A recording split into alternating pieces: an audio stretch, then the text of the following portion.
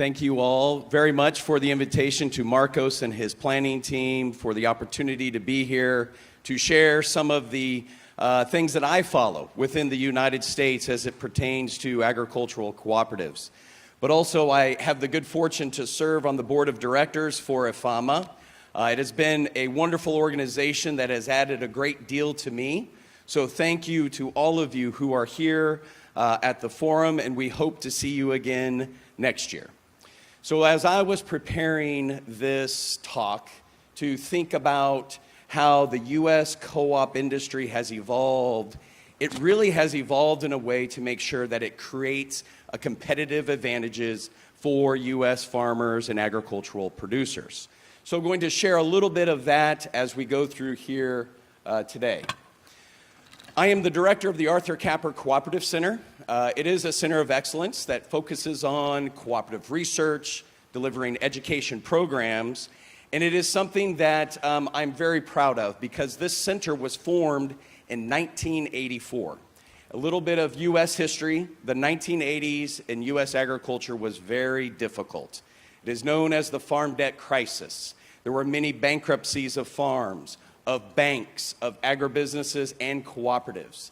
Kansas co-op leaders turned to Kansas State University and said, we need a center that can help us navigate these turbulent times and to better prepare ourselves for success in the future.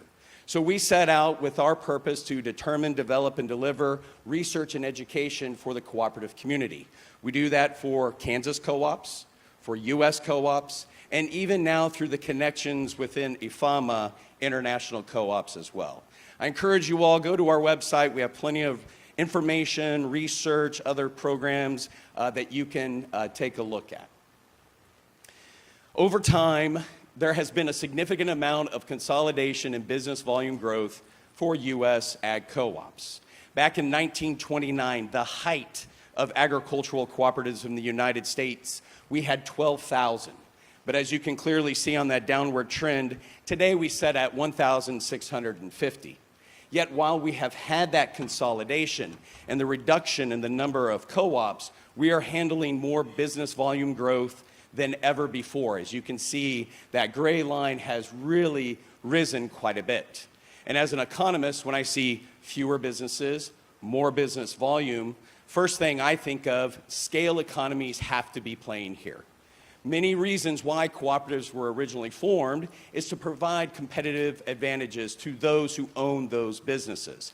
This is certainly true through investments of infrastructure, geographic expansion, investments in technology as well as people. But also, it's not just scale or growth for growth's sake. It's also becoming more efficient. This efficient growth, these efficiencies have really benefited those farmer owners of these cooperatives. But why the consolidation?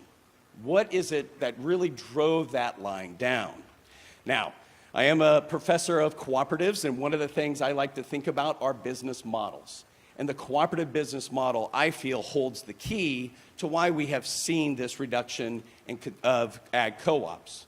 Remember that co-ops are user owner, user benefit, user control, where in this case, the user is the farmer. So what has happened to U.S. farmers? If we look at USDA data, looking at the number of farms within the United States, we have seen a significant reduction in the number of farms to where we have about little under 2 million farmers in the U.S. today. But as these farms have reduced in size or number, we've seen the total size, the number of acres for farmers has gone up. These farmers have become more efficient. Their needs have changed.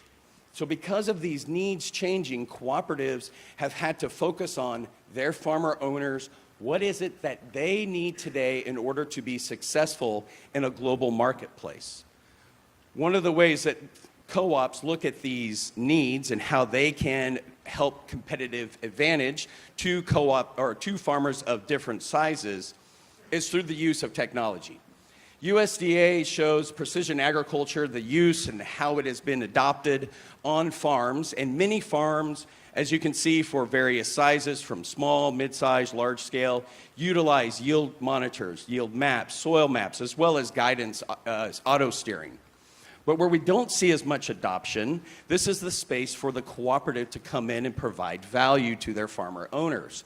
From the use of variable rate technologies, drones, many cooperatives are purchasing those technologies so that they can provide that service to their farmer owners. As you can see here in the upper right-hand corner, we have co-ops who are utilizing See and Spray technology from spray applications. We also have cooperatives who are beginning to think about, should we be invested and engaged in autonomous tractors? Also, more importantly, for many co-ops, autonomous trucking. Truck drivers are very scarce, they're hard to find, and if co-ops can find a way to utilize autonomous trucking, they will do that. So we also have that as well. But here on the bottom right, I have a video that I'd like to show for you all. There is a cooperative in Kansas, MKC, that is working closely with Greenfield Robotics. Greenfield, I had them come and speak on one of my programs, and the founder is very passionate about finding ways to reduce the impact or connections of chemicals on the land as well as to those employees who are out and spraying them. For him, it's very personal. His father died from overexposure to chemicals. So it is his mission with Greenfield Robotics, how can we develop robots that can be in a swarm and actually do robotics at scale in a place like Kansas. So I'll show you this video here, if it'll play.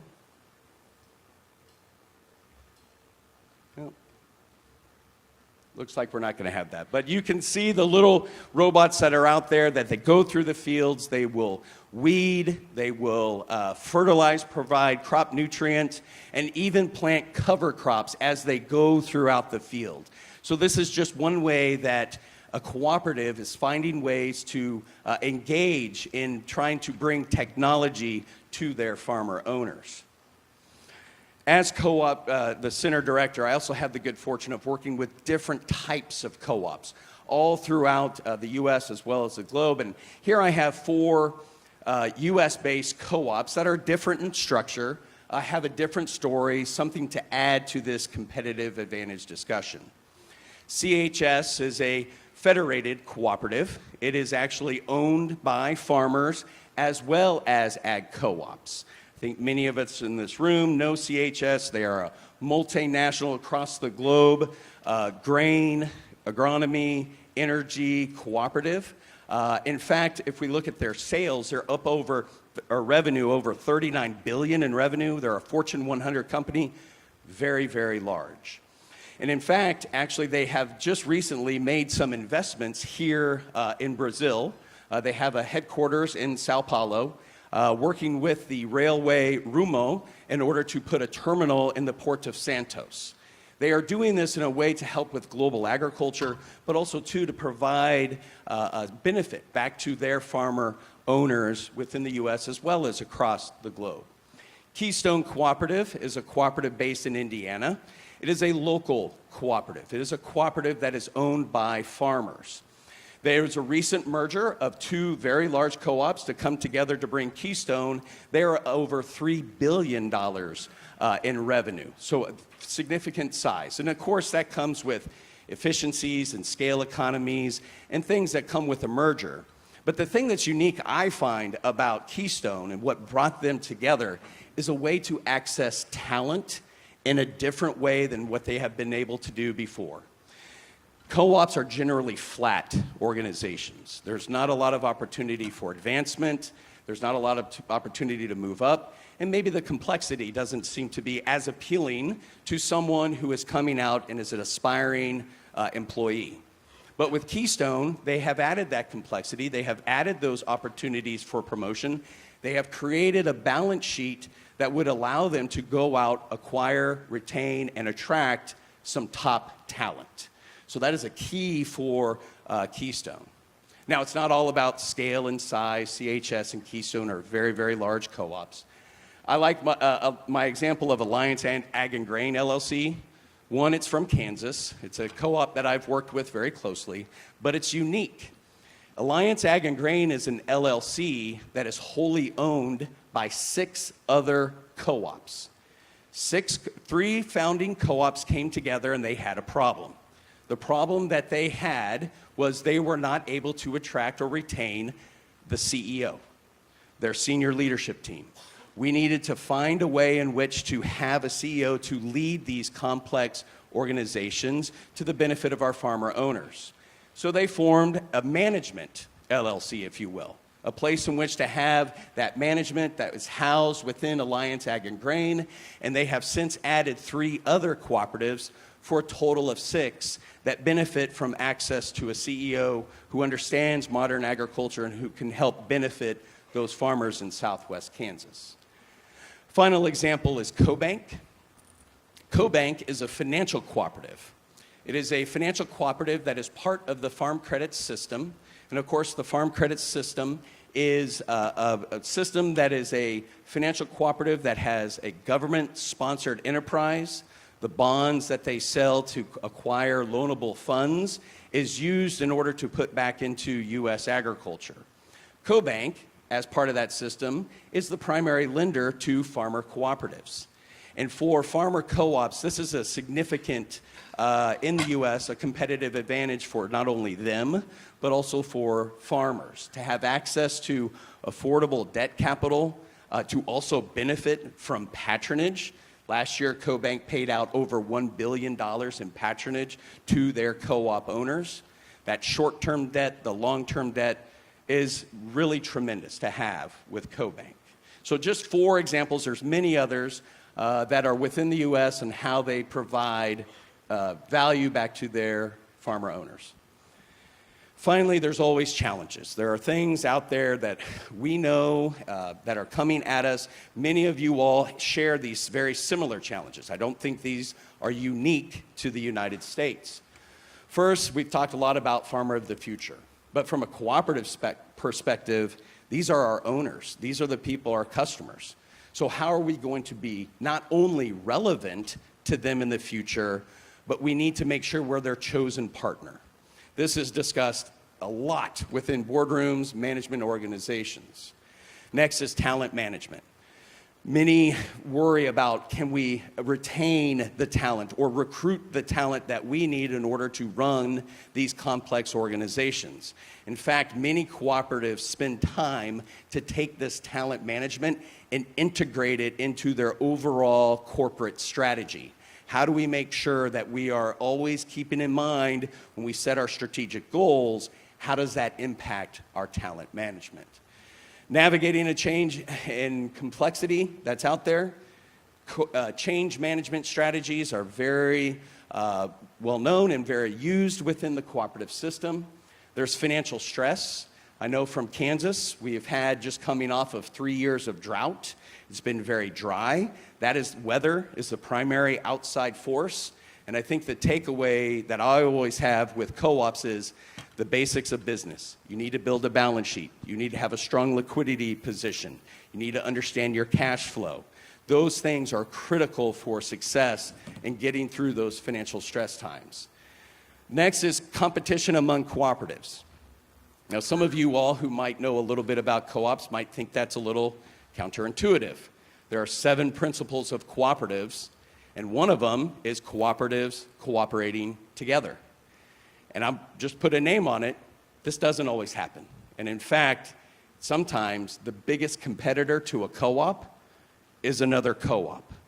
I think the cooperative model has a lot of promise, has a lot of ability to provide competitive advantages, but if we can only compete with ourselves and we need to find ways in which to work together. That's when we can truly harness the power of the co-op model. And then finally, a bit on governance.